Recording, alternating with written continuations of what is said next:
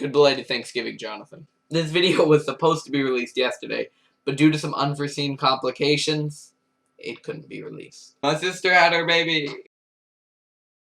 Corbin de Leon was 6 pounds and 6 ounces. He was also very ugly. But the video must go on. I'm really hoping you had a great Thanksgiving. I sure did.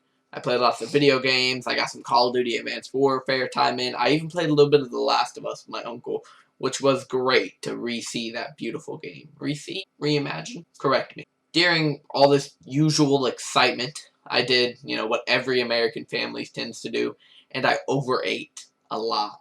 In fact, the average American consumes 3,000 to 5,000 calories on just their Thanksgiving dinner. Strange why we call it dinner, because it happens at 1 in the afternoon. That 3,000 to 5,000 calories is nearly double the daily recommended caloric intake. In fact, the percentage of hungry Americans is shocking. FeedingAmerica.org, link in the doobly-doo, found from 2011 to 2013, the number of Americans living with very low food security was 49.1 million. 15.8 million were children. That's an average of 14.6% of our population living with very low food security. Something even more troublesome than that is our home state of Texas ranks number 3 for America's most hungry population. We're at an even 18% of our state's population living with very low food security, only to be beat out by Arkansas and Mississippi with 21.2 and 21.1% of their population. Instead of taking this national view, why don't we turn our eyes to the globe? India has the world's 3rd largest economy, and yet 32.7% of their population lives on less than $1.25 a day. It would take an American working minimum wage 10 minutes and 12 seconds to make what a third of the Indian population makes in a 16-hour day. Even though India only holds 17.5% of the world's total population, they make up almost a quarter of the world's total hungry people. Though many people have tried to fix India's terrible economic situation, no one has succeeded.